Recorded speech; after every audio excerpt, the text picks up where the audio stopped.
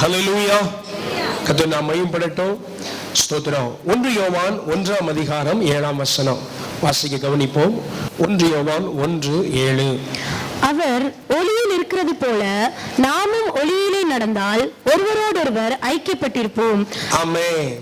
ஒருவரோடொருவர் ஐக்கியப்பட்டிருப்போம். இந்த காலை வேளையில தேவன் நம்மோடு கூட பேச என்ன விரும்புகிறார் என்ற தேவ சமூகத்தில் காத்திருந்த போது தேவன் சில நாட்கள் என்னோடு கூட இடைப்பட்ட ஒரு காரியம், ரட்சிக்கப்பட்ட தேவனுடைய ஜனம் நாம் யாரோடு ஐக்கியமா இருக்கிறோம் என்பது ரொம்ப முக்கியம். இந்த செய்தியின் தலைப்பு ஐக்கியத்திற்காக அழைக்கப்பட்டிருக்கிறோம். அல்லேலூயா. கடந்த வாரம் போராடுவதற்காக அழைக்கப்பட்டிருக்கிறோம் என்று தேவன் நம்மோடு பேசினார். இத்தனை பேர் போன வாரம் நிறைய போராட்டத்தை சந்திச்சீங்க. விசுவாச போராட்டம், பரிசுத்தத்துக்காக போராட்டம், அல்லேலூயா, எல்லாம் சந்திச்சுதான் கடந்து வந்திருக்கிறோம். அதில் ஜெயம் பெற்று தேவன் இன்றைக்கு நம்மோடு கூட பேச விரும்புகிற காரியம் என்ன? உடைய ஐக்கியம் யாரோடு? கர்த்தர் நம்மை அழைத்திருக்கிறது தெரியுமா? ஐக்கியமா இருக்க.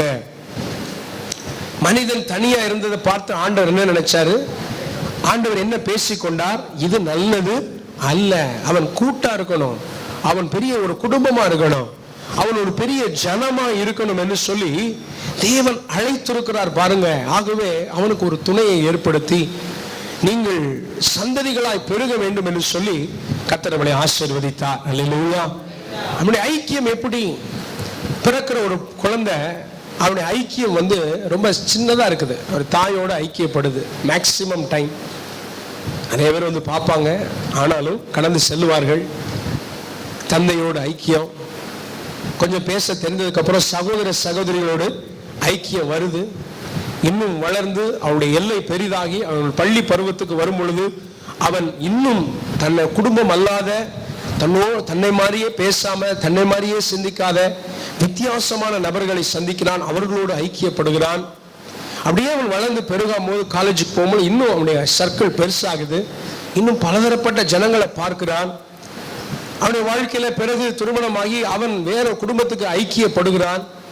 ஐக்கியம் என்பது தேவன் கர்த்தருடைய வருகை வரை வைத்திருக்கிற ஒரு ஆசீர்வாதமான காரியம். அல்லேலூயா. என்றைக்குமே கர்த்தர் நம்மை தனியா ஒரு மாங்க் மாதிரி அப்படி இருக்கிறதுக்கு அழைக்கவில்லை.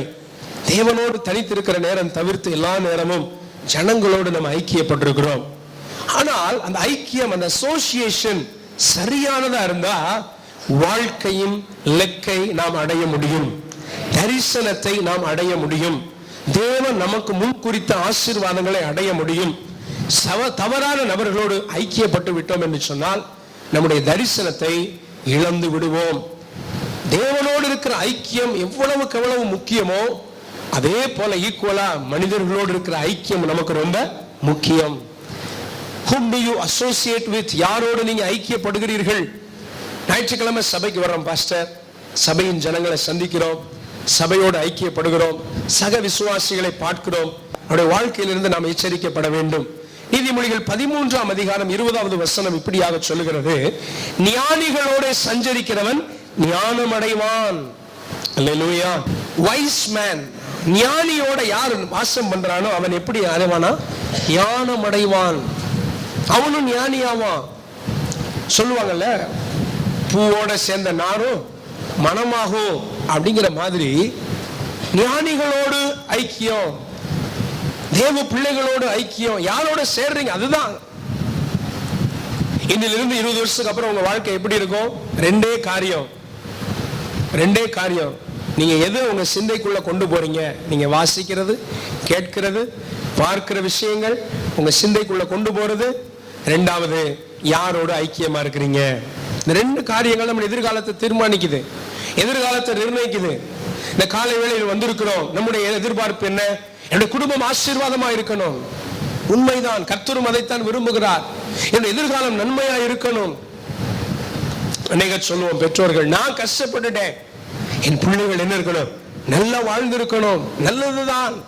ஆனால் அவர்களுக்கு நீங்க நல்ல ஒரு மாதிரியை காண்பித்து போக வேண்டும்.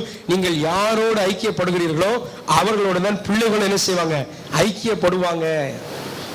சங்கீதக்காரன் 1வது சங்கீதத்திலே சொன்னாரு, நீ துன்மார்க்கரோடு ஐக்கியப்படாத, பாவிகளோடு ஐக்கியப்படாத, பரியாசக்காரரோடு ஐக்கியப்படாத. இருக்கிறாங்களா? நம்ம சொந்தத்தில் இருப்பான். கர்த்தருடைய பிள்ளைகளாகி உங்களை பரியாசம் பண்ணுகிறவர்கள் இருப்பாங்க. பரிசுத்தமா வாழ்றவனை பரியாசம் பண்ணுகிறவர்கள் இருப்பார்கள். தானியேலை பிரதிஷ்டை நிமித்தம் பரியாசம் பண்ணின அநேகர் அந்த அடிமைகளாய் வந்த தோழர்களிடத்துல உண்டு. என்னடா நாங்கெல்லாம் ஜாலியா இருக்கிறோம், ராஜா கொடுக்கிற சாப்பாடை சாப்பிட்டுட்டு அந்த திராட்சை ரசத்தை பருகி சந்தோஷமா இருக்கிறோம். பிழைக்க தெரியாதவன் இவன் என்ன செஞ்சுட்டு இருக்கிறான்? போய் ஜெபம்னு போய் கிடக்குறான். கர்த்தர் அந்த தானியேலை கைவிடல. மற்ற வாலிபர்களை போல அவனையும் 100 101 வைக்கல. கர்த்தர் அவனை சிறப்பானவனாய் உயர்த்தினார். அல்லேலூயா, அல்லேலூயா. உங்களுடைய ஐக்கியம் யாரோடு?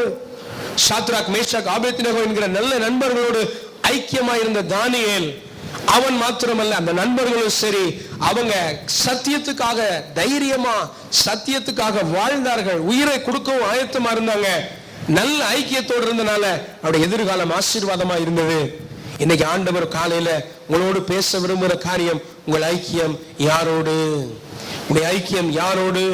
நீங்க என்ன வேலை செய்யலாம், நீங்க என்ன தொழில் பண்ணலாம், நீங்க எந்த ஸ்கூல்ல காலேஜ்ல படிக்கலாம், ஆமென். எங்க போனாலும் அங்கே உங்களுக்கு ஒரு நல்ல அசோசியேஷன் வச்சிருப்பார் கர்த்தர். மாஸ்டர் பிரிண்டர்ஸ் அசோசியேஷன் அல்ல. அல்லேலூயா.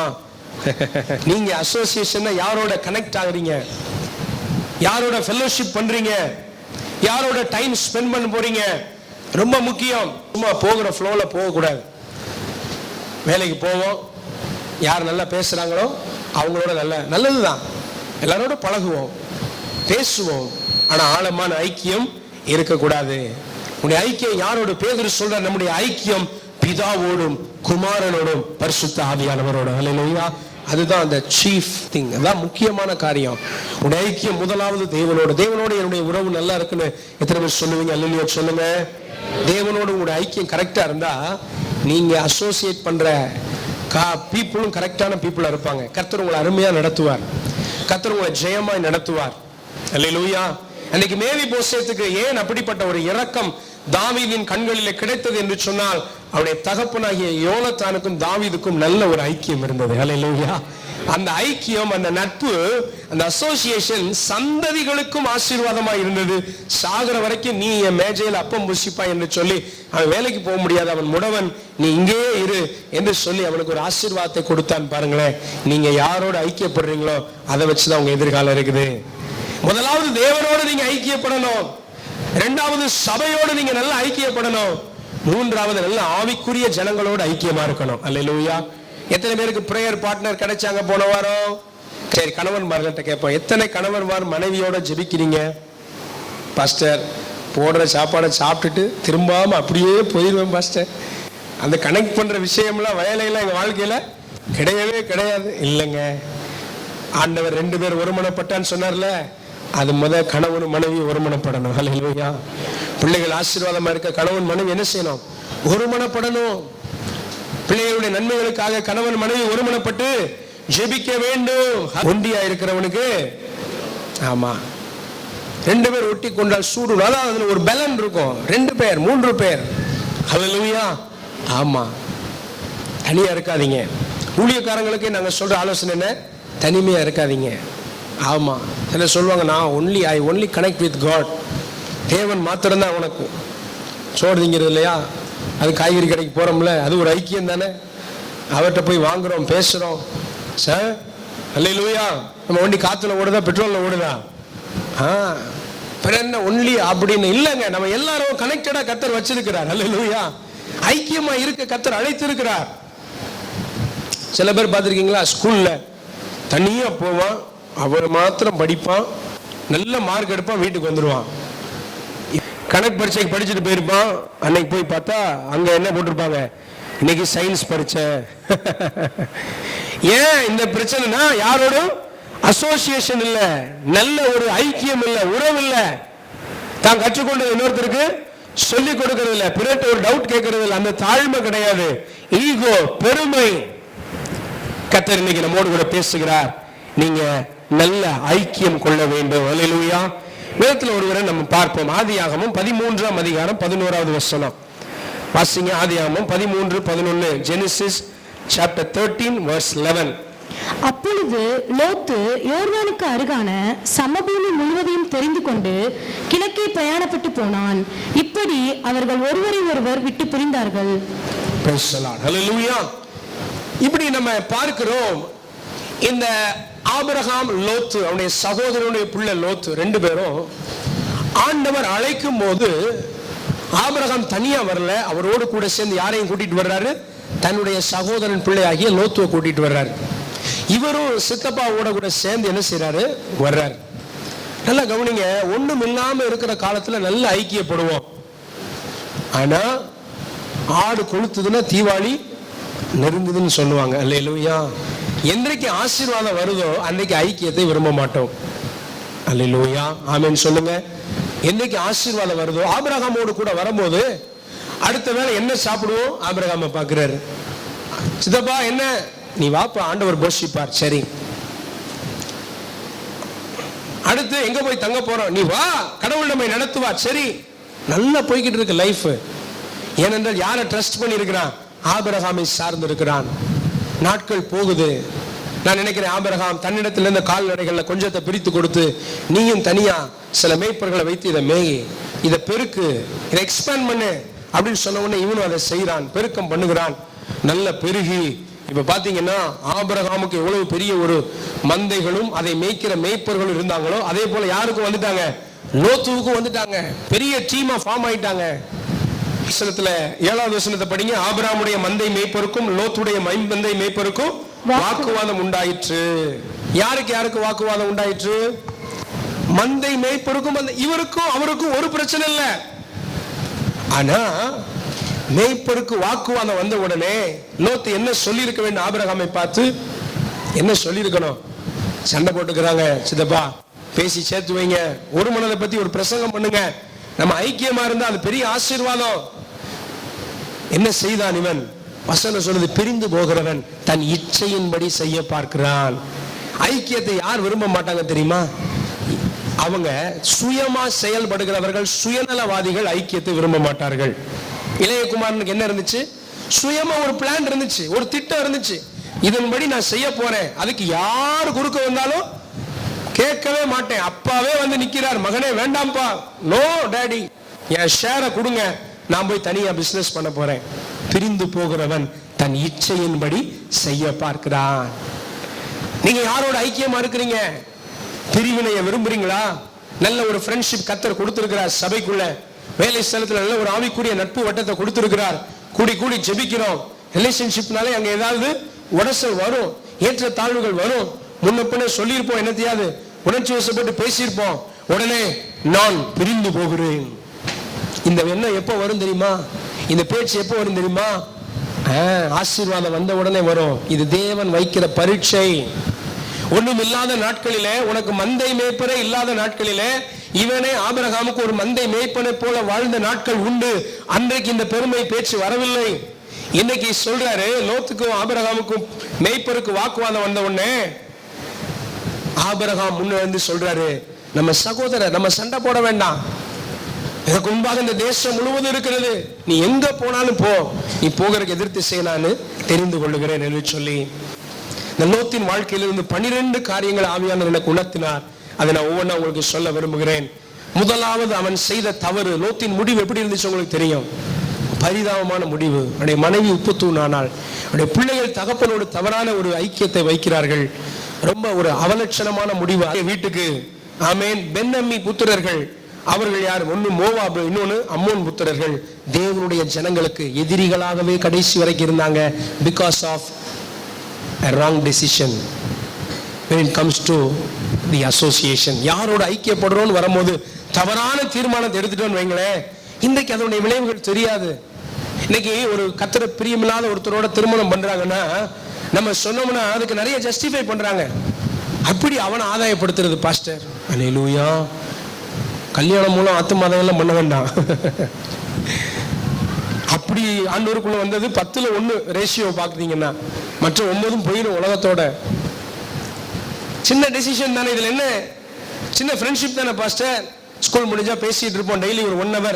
இல்ல, அவன் பேசுற காரியங்கள் உனக்குள்ள ஒரு தாக்கத்தை ஏற்படுத்துமே, நீ ரைட் அசோசியேஷனோட இருக்கணுமே, சரியான நபர்களோட கனெக்ட் ஆகணுமே, சரியான தேவ சபை, தரிசனமுள்ள சபையில நீ நிற்கணுமே. இதுதான் தேவனுடைய விருப்பம். பெற்றோர்களாகி நீங்க சொல்லுங்க, பிள்ளைகள் யாருனாலும் கூட பேசிட்டு இருந்தா விட்டுருவீங்களா? விட்டுருவீங்களா? எனக்கு தெரியும் ஒரு தகப்பனை தவறான நண்பர்களோட சண்டை போட்டுக்கிட்டு இருக்கவங்களை பார்த்த உடனே ரோட்ல வச்சு ஒரு போடு போட்டார். ஹல்லேலூயா, ஆமென். இங்கதான் உட்கார்ந்து இருக்கிறார் தேவனுடைய பிள்ளை. ஹல்லேலூயா. இன்னைக்கு அவன் கர்த்தருக்கு பயந்து ஒழுங்கா இருக்கிறான். நம்ம எப்படி? ஏன்னா ஒரு பெற்றோர் ஆதங்கப்படுறோம், யாரோட அசோசியேட் பண்றான், யாரோட பேசுறான். அன்னைக்கு நெகேமியா அலங்கத்தை கட்டிட்டாரு. அதோட நெகேமியாவின் சரித்திரம் முடியல. 6ஆம் அதிகாரத்திலே 52 நாட்களில் கட்டப்பட்டு விட்டது. அடுத்து பாத்தீங்கன்னா உள்ள இறங்கி ஜனங்களுடைய வாழ்க்கையில மாற்றத்தை கொண்டு வர பார்த்தா அவருடைய வார்த்தையெல்லாம் வித்தியாசமா இருக்குது. கெட்ட வார்த்தை பேசுறான் சிலர். ஏய், நீ யாரா? நீ இஸ்ரவேலன், நீ யூதன், தேவனுடைய பிள்ளை. என்னன்னா அசோசியேஷன் யாரோட? அடிமைப்பட்டு போன காலத்துல அந்நிய ஜனங்களோட கலந்ததுனால வார்த்தை மாறுது, பேச்சு மாறுது. பெற்றோர் கவனிங்க, பிள்ளை ஏதாவது அப்படின்னா வைங்களேன், டப்புன்னு ஒரு போடு போட்டு வார்த்தை மாறக்கூடாது. நீ என்னைக்கு எனக்கு பிள்ளைதான். அல்லேலூயா. அதே துணி இருக்கணும். அல்லேலூயா. ஆமா, கர்த்தர் உங்களை ஆசீர்வதிப்பாராக. ஆமென். என்ன 12 காரியங்கள் இவன் செய்த தவறான காரியங்கள். முதலாவது, தன் ஆவிக்குரிய வழிகாட்டியை விட்டு பிரிந்து போனான். நான் உங்களிடத்தில் ஒரு கேள்வி வைக்கிறேன். லோத்துவுக்கு ஸ்பிரிச்சுவலா ஒரு மென்டர் யாரு? ஆவிக்குரிய தகப்பன் யார்? ஆபிரகாம் தான். ஏன்னா ஆபிரகாமின் சகோதரர்கள் தகப்பன் வீட்டார் யாரு? அவங்க விக்கிரகாராதனை செய்றவங்க. அது வேண்டாம் என்று சொல்லி நீங்க பின்பற்றுகிற தேவனை நான் பின்பற்றுவேன் என்று சொல்லி ஆபிரகாமோடு கூட வந்த போது இன்டைரக்டா, சட்டிலா என்ன ஏற்றுக்கொண்டான்? இம்ப்ளிசிட்டா, ஆபிரகாம் நீங்க எனக்கு ஆவிக்குரிய தகப்பன், சிறிய தகப்பன், சித்தப்பான்னு சொன்னாலும் you are my spiritual father, you are my mentor, நான் உங்களை பின்பற்றுவேன்னு சொன்ன நபர் இன்னைக்கு எல்லாம் வந்த உடனே நான் நினைக்கிறேன் லோத்து ஆபிரகாமுக்கு கிடைக்க வாக்குத்தத்தம் பண்ணப்பட்ட ஆசீர்வாதங்களை பார்த்துதான் பின்பற்றினான் என்று பின்பாக தெரிகிறது. இம்மைக்குரிய காரியங்களுக்காக கர்த்தரை பின்பற்றுகிறோம் என்று சொன்னால் நம்மை போல பரிதபிக்க கூடியவர்கள் வேற யாரும் இல்லை. தயவு செய்து ஆண்டவர் கார் தருவார், வண்டி தருவார், வீடு தருவார் இல்ல, இயேசு கிறிஸ்து உங்களுக்கு நித்திய ஜீவனை தருவார். அல்லேலூயா. இதெல்லாம் கர்த்தர் தருவார். என்ன தேவையோ தருவார்.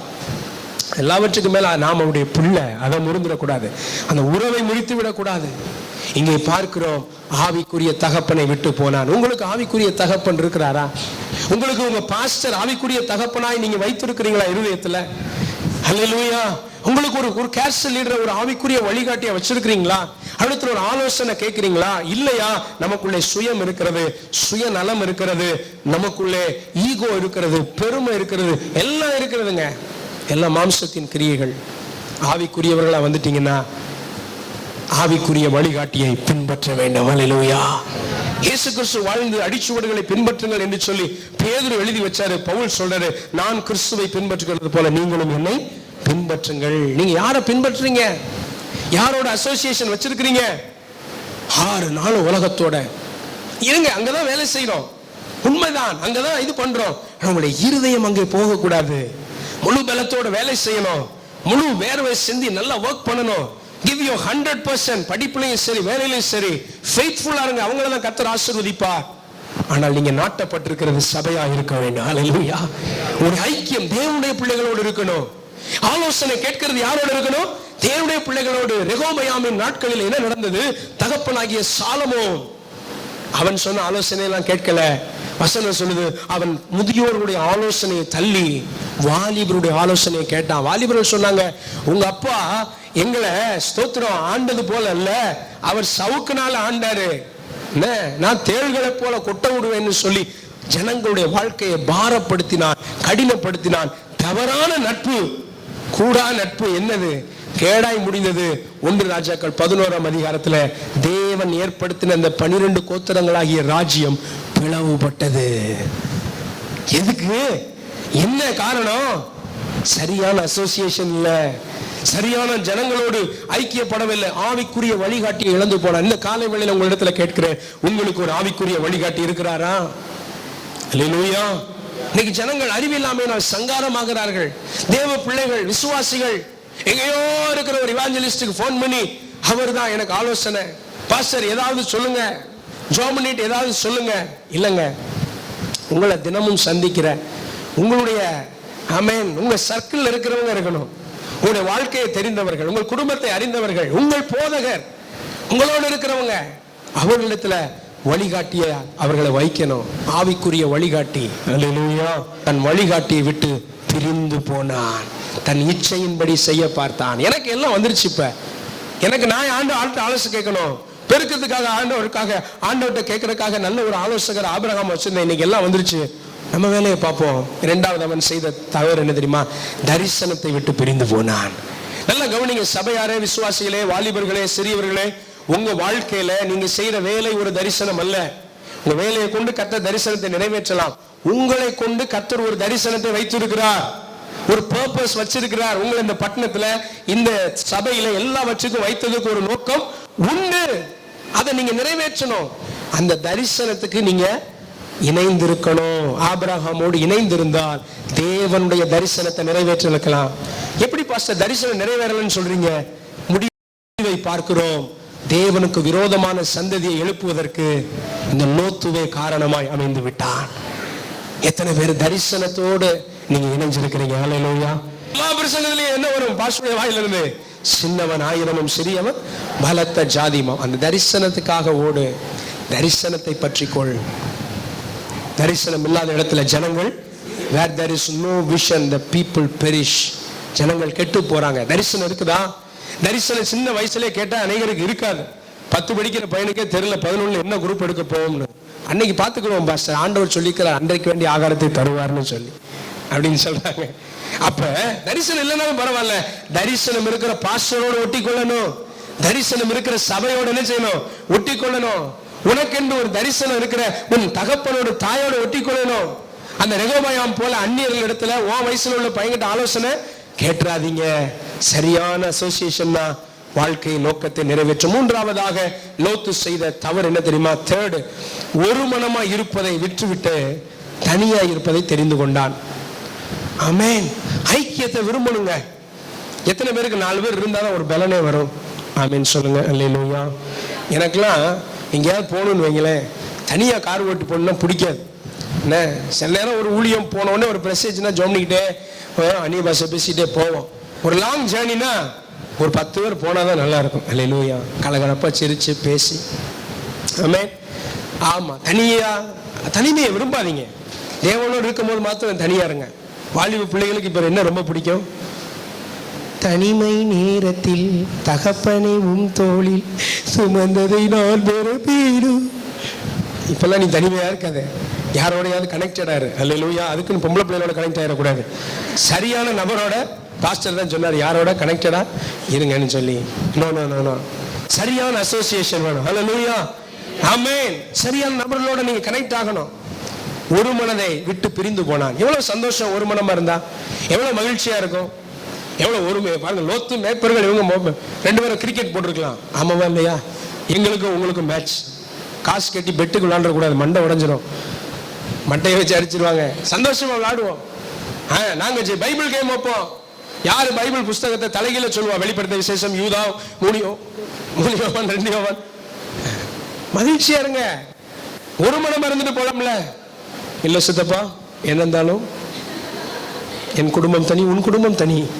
ஆபிரகாம் பார்த்தா இது வரைக்கும் இப்படி பேசவே இல்லையே, வார்த்தை வேற மாதிரி இருக்கு. சரி தம்பி, நீ கிளம்பி போ. உனக்கு ஒரு மனமா இருக்க பிடிக்கல, ஒரு மனது பிடிக்கல. அல்லேலூயா. ஆமென். வாலிப பிராயத்தில் என்ன பண்ணுவாங்க தெரியுமா? வாடா எல்லாம் சாப்பிடுவோம். இல்ல, நீங்க சாப்பிட்டு முடிங்க, நான் தனியா சாப்பிடுறேன். அது இருக்கீங்களா?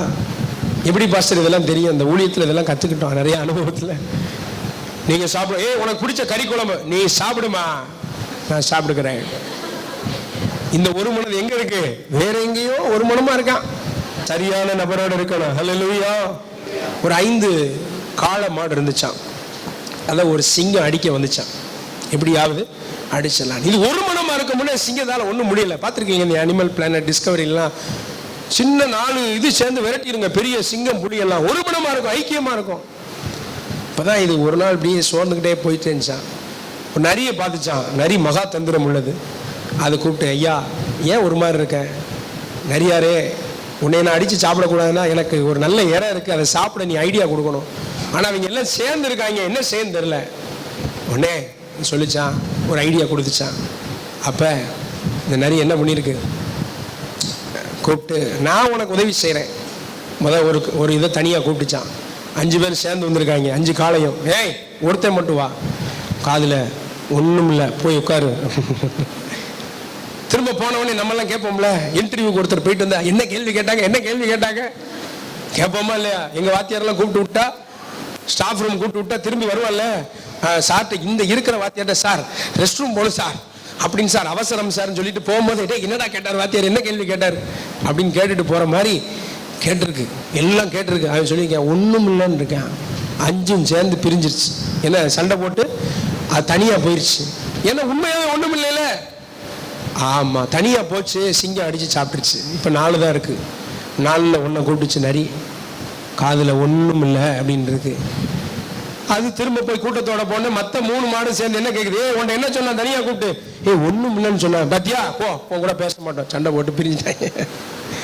இப்படியே எல்லாரையும் தனிமைப்படுத்தி 5ஐயும் அடித்து சாப்பிட்டுருச்சு. பார்த்தீங்களா? சரியான ஐக்கியத்தில் இருக்கும் போது எவ்வளவு பெரிய சத்துருவை நம்ம எதிர்த்து நிற்கலாம். அல்லேலூயா. ஐக்கியத்தை பிரியக்கூடாது. 3ஆவதாக என்ன செஞ்சான் தெரியுமா? ஸ்தோத்திரம். ஒரு மனதை விட்டு 3வது 4வது அவசரப்பட்டு ஆபிரகாமுக்கு முன்னாடி இவன் டெசிஷன் எடுக்கிறான். யாரு டெசிஷன் எடுக்கணும், தீர்மானிக்க வேண்டியது யாரு? ஒரு வாலிப பையனா இருக்கிறீங்கன்னா உன்னுடைய எதிர்கால ஒரு படிப்பையோ ஒரு திருமணத்தையோ யார் தீர்மானிக்கணும்? மூத்தவங்க தீர்மானிக்கணும். இளைய குமாரன் அவன் தீர்மானிக்கிறான். இங்க லோத்து ஆபிரகாம் சொல்றாரு, நீ தெரிந்தெடு, பரவாயில்ல, இல்ல சித்தப்பா நீங்க சொல்லுங்க நான் எங்க போகணும்னு இருந்தா அப்பயாவது தேவ கிருபை விளங்கி இருக்கும், நான் இந்த சைடு போறேன் அப்படின்னு இவன் டெசிஷன் எடுக்கிறதுல சாய்ஸ் பண்றதுல முந்திக்கிறான். ஆபிரகாமுக்கு முன்னுரிமை கொடுக்கல, முதியோர்களை கனம் பண்ணல, முதியோருடைய ஆலோசனை அவனுக்கு பெருசா தெரியல. 5ஆவதாக கண்களின் இச்சைக்கு முக்கியத்துவம் கொடுக்கிறான். யோசிச்சு பாருங்க, கண்களின் இச்சை. இன்னைக்கு நான் கேட்கிறேன் எல்லாரிடத்திலும், எதை வைத்து நீங்க தீர்மானங்கள் எடுக்கிறீங்க? ஒரு வீடு வாங்கணும்னு நினைக்கிறீங்களா? பார்வைக்கு அழகா இருந்த உடனே முடிவு எடுத்துடாதீங்க, ஜெபம் பண்ணி முடிவெடுங்க. ஹல்லேலூயா. இது தேவனுக்கு சித்தமா? ஆண்டவர் சொல்றாருல, பவுலை குறித்து பேசி, நேர் தெருவு என்னப்பட்ட தெருவுக்கு போ. நீங்க எந்த தெருவில் இருக்கணும், எங்க குடி இருக்கணும், தேவன் ஒரு சித்தம் வச்சிருக்கிறாரு. கொஞ்சம் டிலே பண்ணி வெயிட் பண்ணி ஜெபம் பண்ணி காத்திருந்து அதை கேட்டு அதன்படி நடங்க.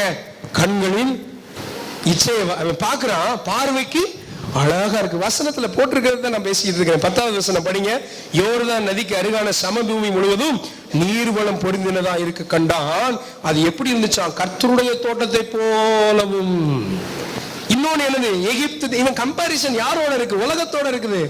இந்த அவன் அப்படி இருக்கிறான், அவன் அப்படி படிக்கிறான், அவன் அந்த வேலை செய்யறான், அவன் அதை பார்க்காதீங்க. தேவ ஜனத்தோட உங்களை பாருங்க. எகிப்தை போல இருக்குன்னு சொல்லாதீங்க. தன்னுடைய விருப்பம், கண்களின் இச்சையின்படி தீர்மானம் எடுக்கிறான். பார்வையை வச்சு தீர்மானம் எடுக்காதீங்க. எந்த காரியம், உங்க பிள்ளைகள் வாழ்க்கை, இடம் வாங்குறது, ஸ்தோத்திரம், வீடு கட்டுறது, சர்ச் கட்டுறது, கண்களுக்கு நல்லா இருக்கிறத வச்சு அல்ல, தேவ சித்தமா இது.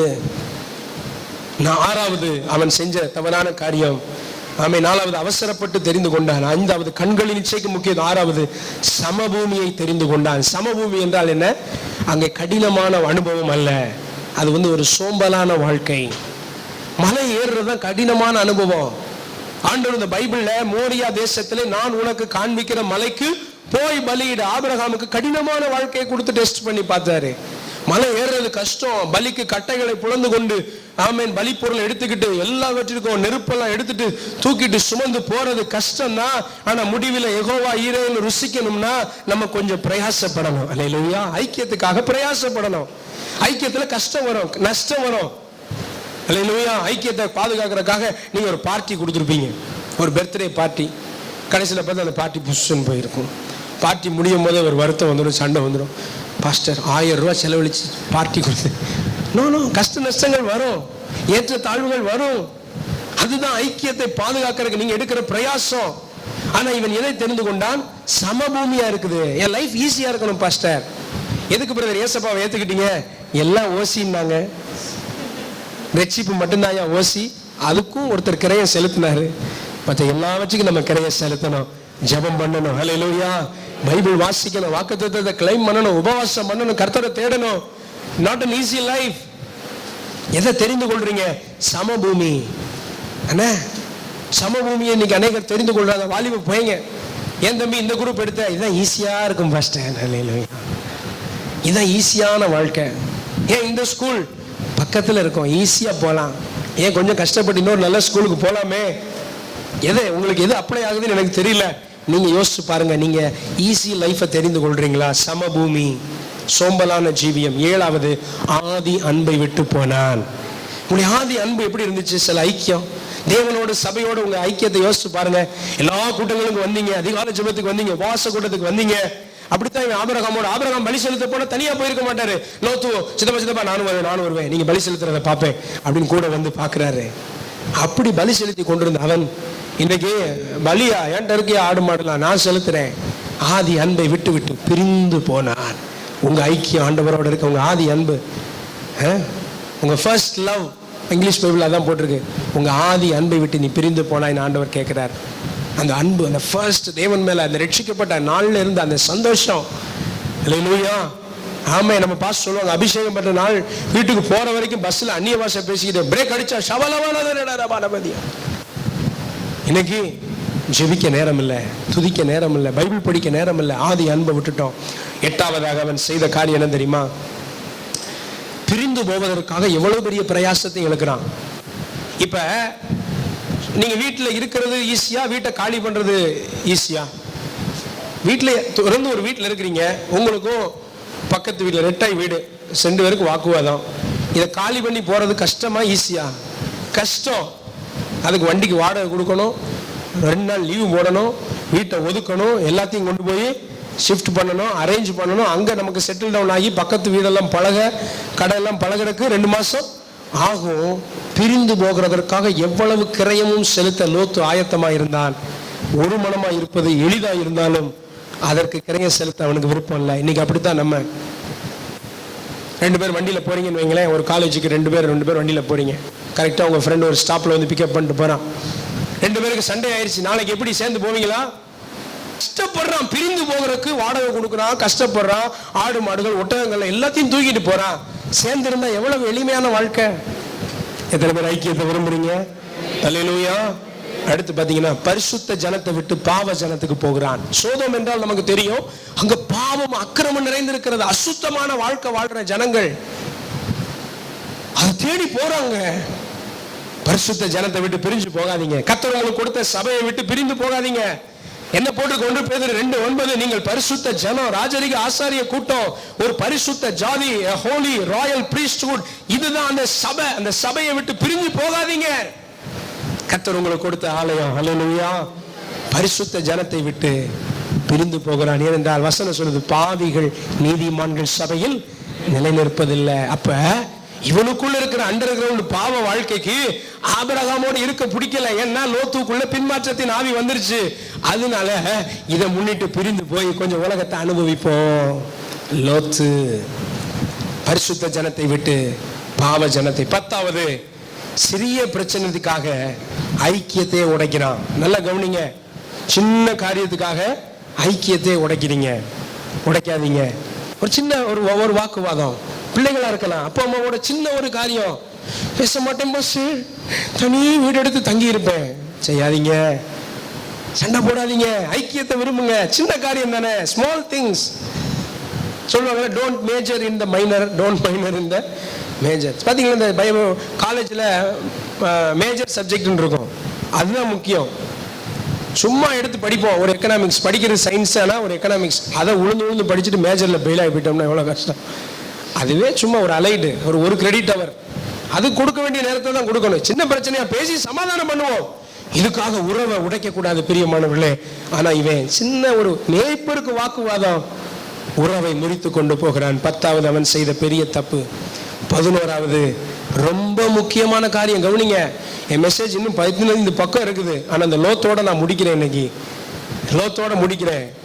நாளைக்கு முடிஞ்ச அடுத்த வாரத்தில் நம்ம கண்டினியூ பண்ணுவோம். 11வது காரியம், தேவனிடத்தில் ஆலோசனை கேட்கவில்லை. இவன் ஆபிரகாமை எப்படி பார்த்து வளர்ந்தான் தெரியுமா? ஆண்டவர் சொன்னாதான் ஆபிரகாம் புறப்படுவார், ஆண்டவர் நிப்பாட்டினா நின்றுவார், ஆண்டவர் இங்க கூடாரம் போட்டுனா கூடாரம் போட்டுருவார்.